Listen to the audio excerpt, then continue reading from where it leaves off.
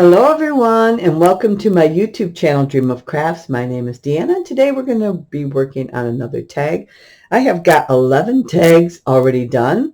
I'm doing groups of 12 for gifts this coming Christmas for teachers and other school employees. So this is a cute little gnome tag. It measures 4 1/4 high by 2 3/4 inch wide. I did not create this tag. This was in the Cricut design space, but I did create a box for it that we're going to put together. I will leave a link to the 12 tags and the box in the description box below, so you can go and try it out if you would like to. So if you change the size of the tag, then you'll have to adjust the size of the box at the same time. So there's the 12 tags. I could not find my to and from stamp. It is in my craft room somewhere, but not where I thought it was. So when I find that, I will stamp these to and from on the back. So we are actually going to be putting the gnome together for the top of the box. And so you start with the red. Oops. Or whatever color you use. Should have got my glue ready. There we go. And hope everybody's doing well.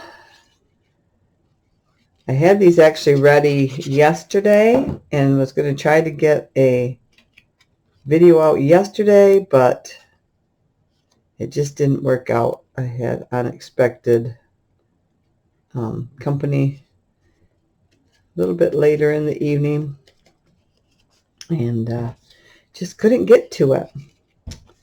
So now the one for the box, there's 12 gnomes in the design space, and then there's one other one, and it's just a little bit bigger for the box. So there's actually 13 gnomes in the design space, but one is just a little bit bigger. So when you make that, you'll have to make sure you grab out the stuff that's just a little bit bigger. And you put the gray on. This creates his beard. And of course his little hat, which also has his nose on it. This actually makes quite a thick tag. So then the top to his hat, or the rim to his hat, also has his nose on it, which makes it nice when you go to place the nose and you know exactly where to do it. And then you're going to need a little dab of glue on where his nose goes.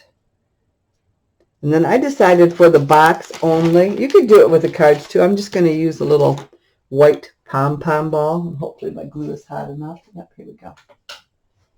And I'm going to, just thought for the hat, but it would be cute on the actual tags too, but I worry about room for them in the box. I'm already concerned because I put bells on, so I'm hoping that I don't have too much thickness with the bells for my box.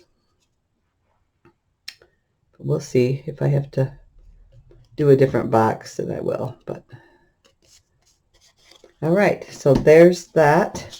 So to make the box, there's two pieces that look like this. This is going to be your front and back, either one. There's the same exact. So, and then this piece, which you're going to score in your scoreboard. You're going to score it right where this meets here, and you're going to score where it meets on this side, and then from this point to this point and this point to this point, you're going to score. You're going to burnish so you get all these nice little sharp edges. I found it's easier if I just lay this flat and then bring this into it. I just found that just a little bit easier to manage.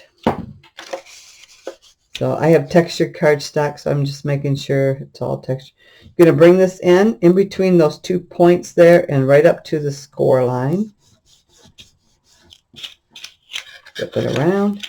These are so easy to put together. Now, if you ever do a box on your own and you're going to have a curved edge, then you'll need a lot more angles to, let's see, what did I do? Like that. Okay. You gotta be facing the same way. Just make sure right in between. And I only made a gnome for, I should have reversed one, should have flipped it. The texture is gonna be facing inside, but that's fine. That's the front of the box anyway, so if the texture faces inside, that's fine. All right, so then we have this. Then you're going to take and you're going to put glue on this tab and this tab, like so. Bring that in, line it up so it's squared off there. Like that. Bring this one in. This one's just slightly on there. I haven't pressed it in yet. Bring this one in. Do the same thing. Get it squared off. Okay. Let me come in here and press on those. Like so. Sorry, the flap keeps wanting to close. Okay. Then you're going to do the same thing. I'm going to get I like to use my wooden ruler because it's nice and stiff. This one does have a metal edge on it, so I like to use the side that doesn't have a metal. You can get in boxes and stuff and pull pretty good and get them pressed down without getting your whole hand in there and stretching everything out. Little glue. Again, we're going to put these down. Square off the edge there. I'm just lightly pushing. Same on this side. Square off the edge. Pressing just enough to hold it. I'm going to stick this ruler in there all the way to the back. I got my hand here all the way to the back corner, and then I can slide and press. Slide and press. And then I turn my ruler around so I have that same push into this next corner up against the edge. Slide and press. And that is our box. I could have decorated it first before I put, and then this will line up right on there, just like that. So, just a lot easier not to mess with it, having it on there when you're trying to put it together. Okay.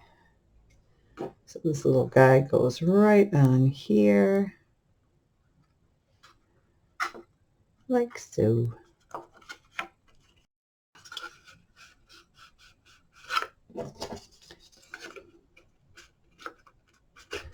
Put that under there, then I can press on that pretty good. And that is our box, just like that. If you wanted to make one in the back, you could, but you're just going to have to flip everything.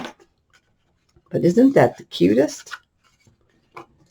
And then this is one that's already put together. I put a little dot, little pencil dot right there.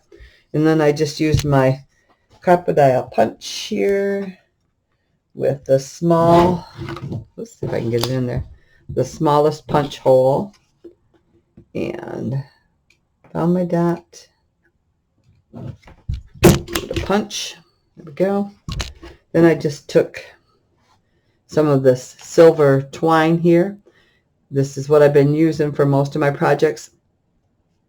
I got mine on Ally, but Temu has it. And like I said before, you can get a huge amount of it for, at the time I looked, it was under $2, and you got a lot. And I have it also in gold, but I haven't used my gold in a while. Maybe on a couple projects coming up here, I will use the gold. So then I just match the edges here.